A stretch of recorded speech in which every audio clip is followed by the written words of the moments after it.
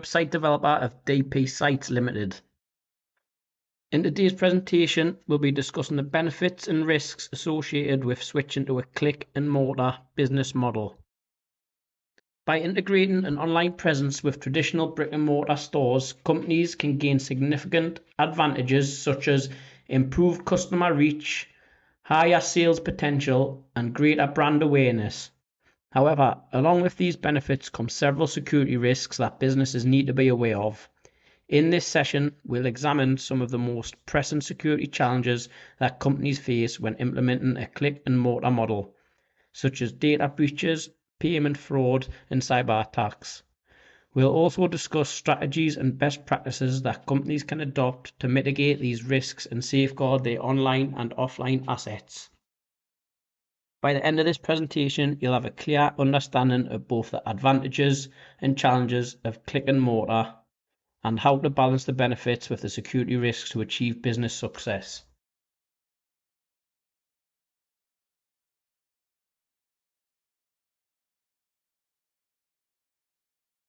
Brick and mortar shops refer to physical retail stores that have a physical presence, such as storefront or a physical location within a shopping mall or other commercial space. These types of stores allow customers to browse and purchase products in person, often with the assistance of sales associates.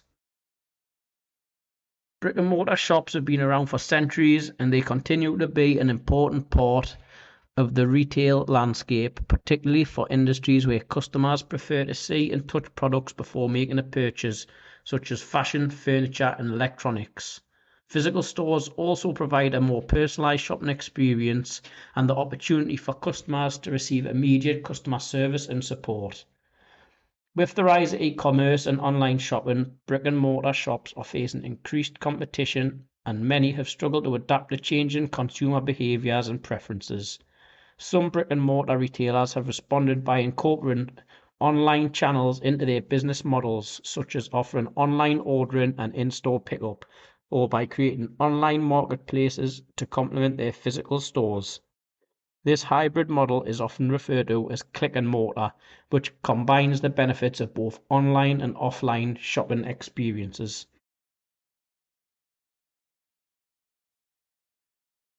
Click and mortar refers to a business model that combines the benefits of both online and offline retail channels. In a click and mortar model, a retailer operates both an online store and physical stores, allowing customers to shop and interact with the brand through multiple channels. This approach offers several advantages. Customers can choose to shop in the way that is most convenient to them, whether it's online, in-store, or a combination of both. This can help retailers reach a wider audience and increase customer loyalty. Click and mortar retailers can also leverage the strengths of each channel, such as the personal touch and immediate gratification of in-store shopping and the convenience and selection of online shopping. Many retailers have adopted a click and mortar model to address changing consumer behaviors and preferences. For example, a clothing retailer might offer an online store where customers can browse and purchase products, as well as physical stores where customers can try on clothes and receive personalized assistance from sales associates. Or a grocery store might offer an online ordering and delivery service, as well as physical stores where customers can shop in person. Overall, the click and mortar model provides retailers with the flexibility and agility to adapt to changing consumer trends and preferences, while also offering customers a seamless and convenient shopping experience.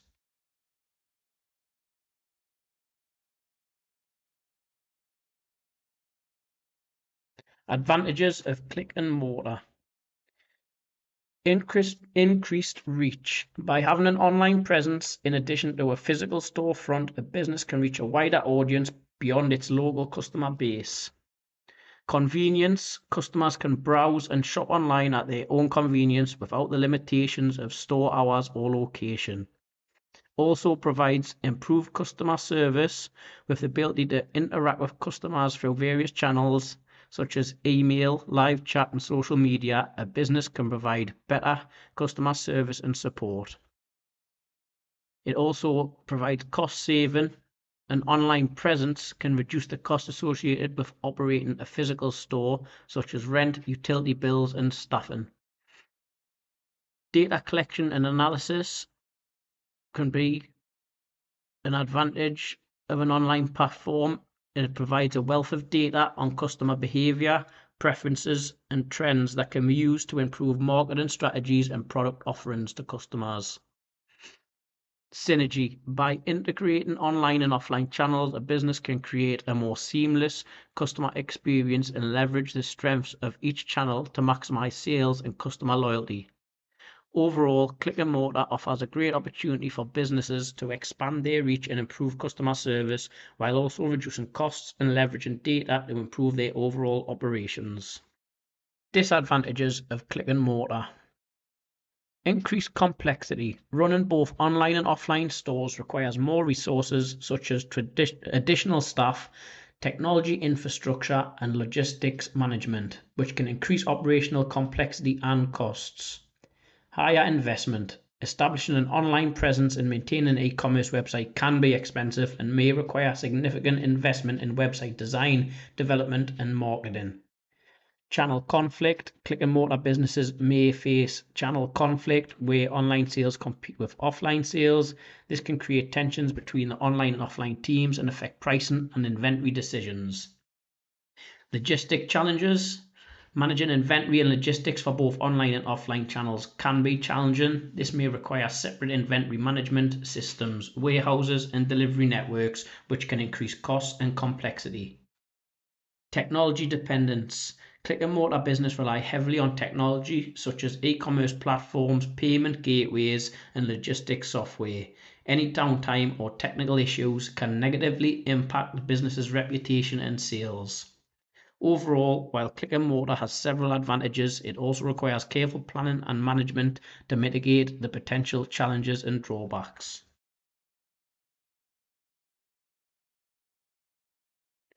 Security threats to an e-commerce website. While Click and Mortar can provide numerous benefits to a business, there are also some security risks that should be considered. There are several methods which e-commerce sites can be attacked. SQL injection. This type of attack involves injecting malicious SQL code into a website's database to access sensitive data such as customer information or login credentials. Cross-site scripting. In an XSS attack, attackers inject malicious code into a website's web pages or scripts to steal sensitive information or gain unauthorized access to user accounts. Distributed denial of service, also known as DDoS attacks, or when flooding of a website with a massive amount of traffic, rendering it inaccessible to legitimate users. Malware. Attackers can use malware to gain unauthorized access to a website's servers or to infect users' devices and steal sensitive information. Phishing attacks involve tricking users into providing sensitive information such as login credentials or credit card details by impersonating a legitimate website or company. A man-in-the-middle attack is when attackers intercept the communication between a user and a website to steal sensitive information or modify the data being transmitted. Brute force attacks is where attackers use automated tools to guess login credentials and gain unauthorized access to user accounts. And also there's social engineering. These attacks involve manipulating users into divulging sensitive information such as login credentials or personal information by exploiting their trust or emotions. Preventing security breaches. Preventing security breaches is critical to the success of any business with an online presence. Here are some ways to prevent security breaches. Use strong and unique passwords. By using complex passwords that are difficult to guess, also avoid reusing passwords across multiple websites. Consider using a password manager to securely store your passwords. Keep software up to date. Keeping your website software up to date, including content management systems, plugins, and themes with the latest security patches and updates. Use SSL/TLS encryption. Using this to encrypt data transmitted between your websites and users' web browsers. This helps prevent attackers from intercepting sensitive information such as login credentials or credit card numbers. Implement firewalls and intrusion detection systems. Use firewalls and intrusion detection systems to monitor network traffic and block unauthorized access attempts. Perform regular backups. Performing regular backup of your website's files and databases ensures that you can quickly restore your website in the event of a security breach or data loss. Implement user authentication and access controls. Use this to limit access to sensitive areas of your website to authorized users only. Conduct regular security audits. Conducting regular security audits to identify and address potential vulnerabilities and security weaknesses on your website. Train employees and users. Providing training and education to your employees and website users on best practices for online security, such as avoiding phishing scams and maintaining strong passwords. By implementing these measures, businesses can reduce the risk of security breaches and better protect their online presence and their customers' data. It's important to remember that cybersecurity is an ongoing process, and businesses should continually review and update their security measures as new threats emerge.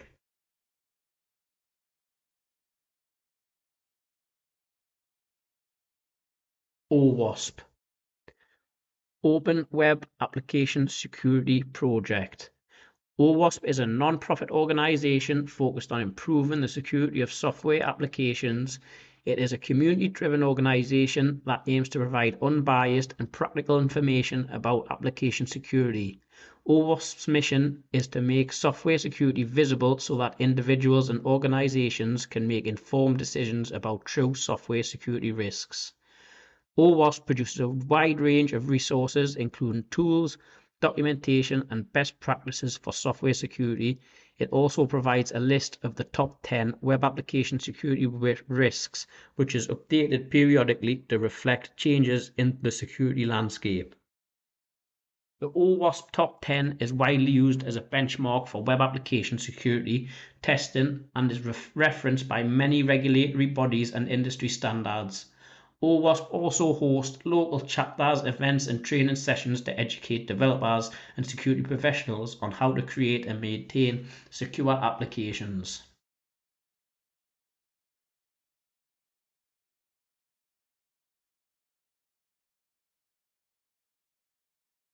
SQL injection.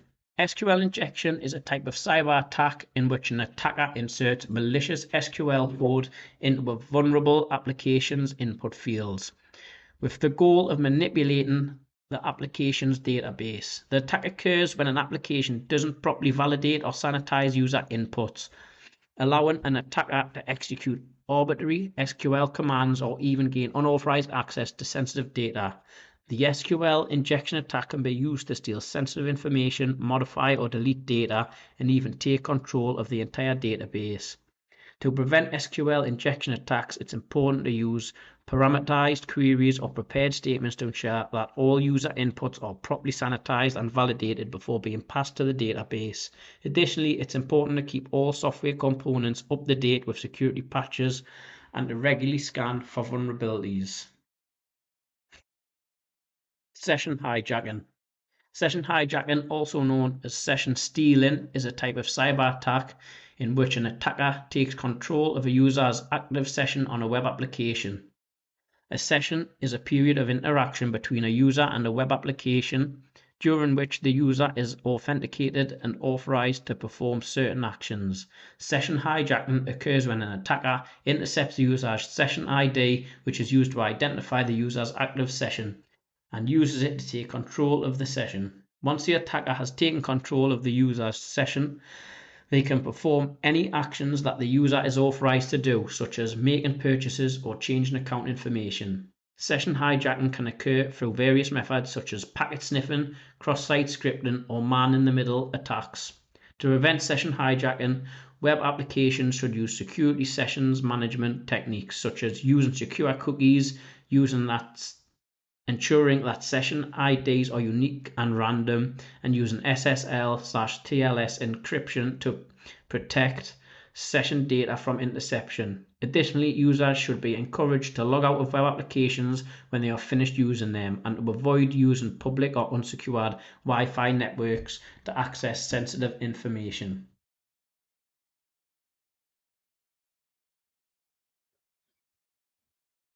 Cross-site scripting.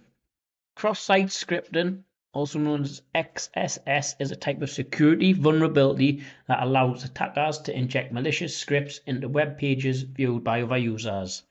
This vulnerability occurs when an application does not properly validate or sanitize user inputs before including them in web pages. Attackers can exploit this vulnerability by injecting malicious code, usually in the form of JavaScript, into web pages viewed by other users. When a victim user views the infected page, the malicious script is executed, allowing the attackers to steal sensitive information such as login credentials or session cookies, or to perform actions on the victim user's behalf, such as making unauthorized purchases or posting malicious content.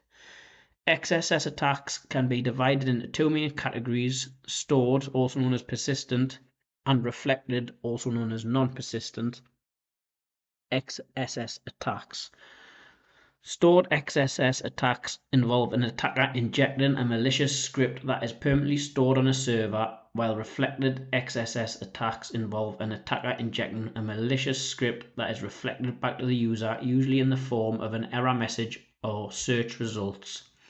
To prevent XSS attacks, web developers should implement input validation and output encoding to ensure that user inputs are properly sanitized before being included in web pages. Additionally, web applications should use content security policy and other security mechanisms to prevent malicious scripts from executing. Users can protect themselves from XSS attacks by keeping their web browsers and plugins up to date, using browser extensions that block malicious scripts, and avoiding clicking on suspicious links or downloading files from untrusted sources.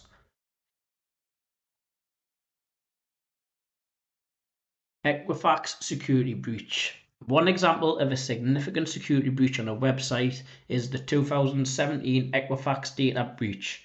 Equifax is one of the largest credit reporting agencies in the United States, and the breach affected approximately 147 million people. The breach occurred when hackers exploited a vulnerability in Equifax's website, allowing them to gain access to sensitive personal information, including names, social security numbers, dates of birth, and addresses. The breach also exposed credit card numbers for over 200,000 people.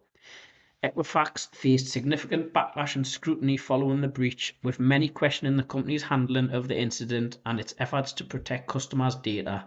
The company ultimately agreed to pay a settlement of up to $700 million to affected individuals, as well as government agencies and financial institutions. This breach serves as a stark reminder of the importance of website security and the potential consequences of a security breach. It also highlights the need for companies to take proactive measures to protect their customers' data and respond quickly and effectively to any security incidents. So how did that hack occur? The vulnerability that was exploited in the Equifax data breach was a known vulnerability in the Apache Struts web application framework. Equifax was using an older version of the framework that contained the vulnerability, and it had not been patched with the latest security updates. The vulnerability allowed hackers to remotely execute codes on Equifax's web servers and gain access to sensitive data stored on the servers. This particular vulnerability was identified in March 2017, several months before the Equifax breach occurred. Apache had released a patch to fix the vulnerability, but Equifax had failed to apply the patch to its systems in a timely manner, leaving the vulnerability open to exploitation by attackers. The Equifax breach underscores the importance of keeping software and systems up to date with the latest security patches and updates. It also highlights the need for companies to have a robust vulnerability management program in place to identify and remediate vulnerabilities before they can be exploited by attackers. So how could it have been prevented? The Equifax data breach could have been prevented by taking several steps to address the vulnerability in the Apache Struts framework. Regularly updating software and systems, conducting vulnerability scans, implementing a robust patch management program, utilizing security testing and code reviews, enhancing security controls. By taking these steps, Equifax could have reduced the risk of a security breach and potentially avoided the significant impact that the breach had on its customers and its reputation. It's important to note that cybersecurity is an ongoing process, and companies must continually assess and improve their security posture to keep up with the evolving threats and vulnerability. The Target data breach. Another example of a significant security breach was the Target data breach that occurred in 2013. The Target breach impacted approximately 110 million customers, making it one of the largest retail data breaches in history. The breach occurred when hackers gained access to Target's payment processing system through a third-party vendor.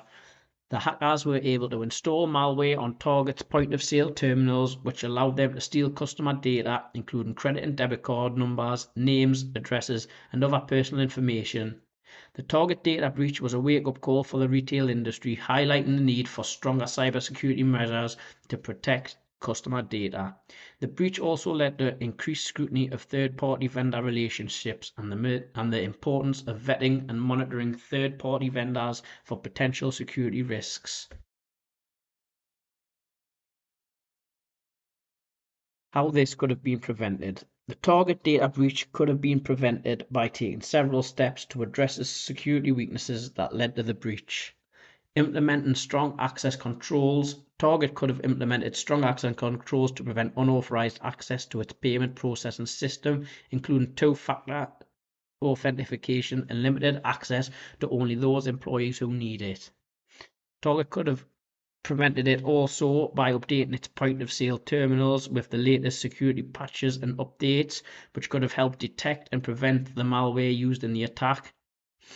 They could have conducted regular vulnerability scans and penetration testing to identify any weaknesses or vulnerability in its systems and address them before they could be exploited by attackers.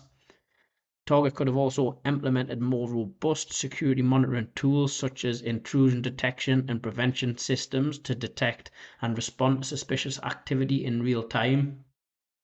Strengthening third-party vendor relationships. They could have done this by conducting thorough security assessments of its vendors and requiring them to adhere to strict security standards. By taking these steps, Target could have reduced the risk of a security breach and potentially avoided the significant impact that the breach had on its customers and its reputation. It's important to note that cybersecurity is an ongoing process, and companies must continually assess and improve their security posture to keep up with the evolving threats and vulnerabilities.